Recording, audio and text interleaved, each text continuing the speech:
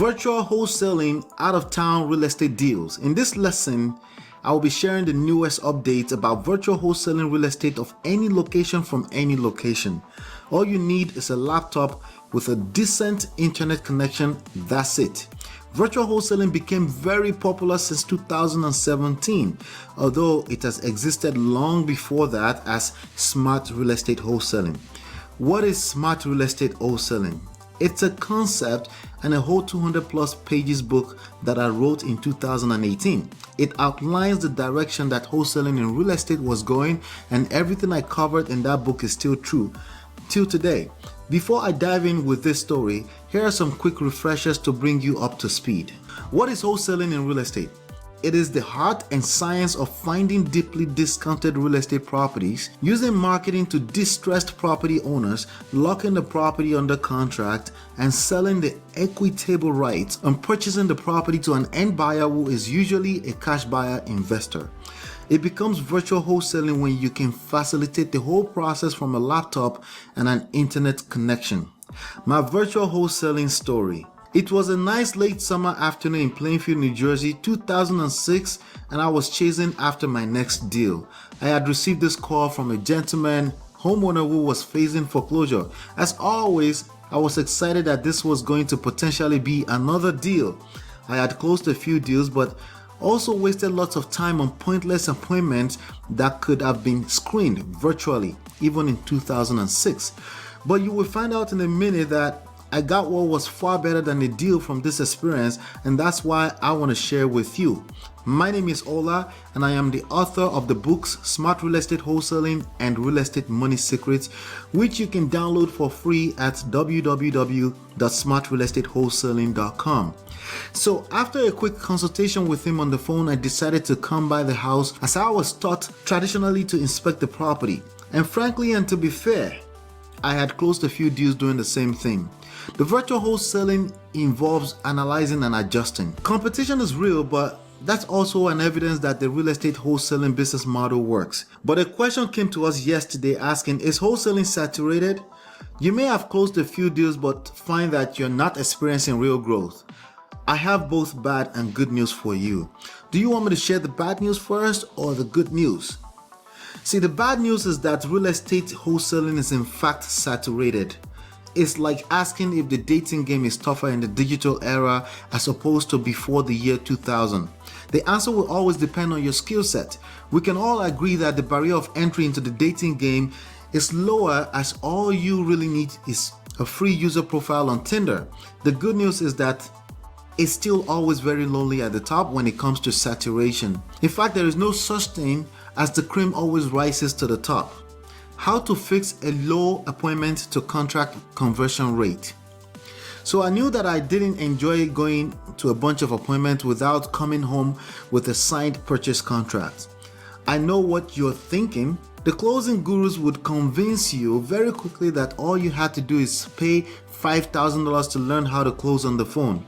In fact, I consider myself a master closer because of my successful background in direct sales and network marketing. But it had nothing to do with that. It had more to do with analyzing and adjusting my processes with the times of history we were getting into. 1 year before that, YouTube had just been launched. And 2 years before that time in human history, Facebook was just launched.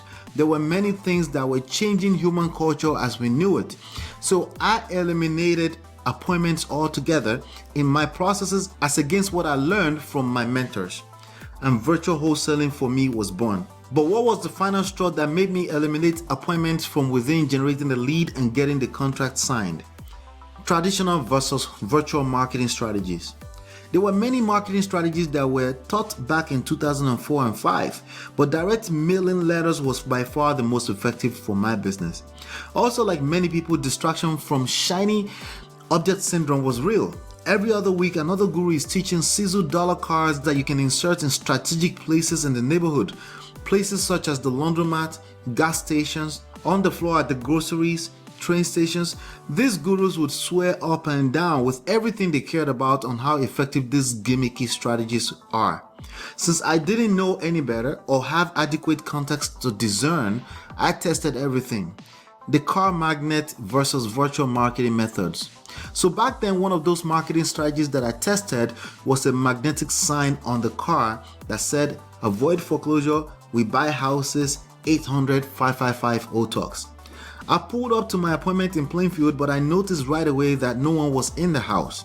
So I called my lead and he told me he was around the corner. So of course, I was gonna wait for another potential $25,000 deal. In about 3.5 minutes, it seemed, he pulled up and told me to leave his property immediately.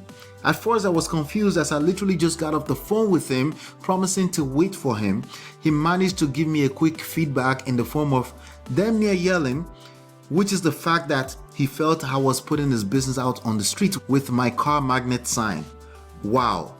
Conclusion and main lesson. I could have just taken the car magnet out, but I decided to analyze my business altogether and adjust by eliminating some parts of it that were not serving my business. And if it wasn't serving the business, that also meant I wasn't serving as many people as I could. That also directly affects revenue. If anyone was doing anyone a favor in that relationship, it would be me. So how did I put myself in a position where the lead or prospect felt they were doing me a favor by signing my contract? Let's be honest. The sign was a stretch into the thirsty zone. More importantly, my time needed to be more expensive, so I started pre-qualifying my potential client to make sure they were a fit. There was no DocuSign for digital signature at the time, so I did phone consultations and sent emails with the contract for them to sign. Faxing was the popular thing at the time, so I had them fax it to me as my signal that the seller is motivated. If I don't receive a fax with a signed purchase contract, that's okay. I simply consider them a non-motivated seller, at least not in the moment, so we follow up when we can.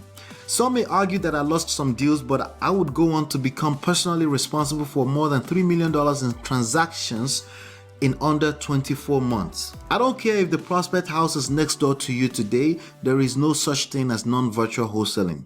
To learn more, go ahead and download my 2 books, Smart Real Estate Wholesaling and Real Estate Money Secrets, for free at www.smartrealestatewholesaling.com. For a quick start guide, go to www.11dayschallenge.com to set up a lead pipeline in 11 days.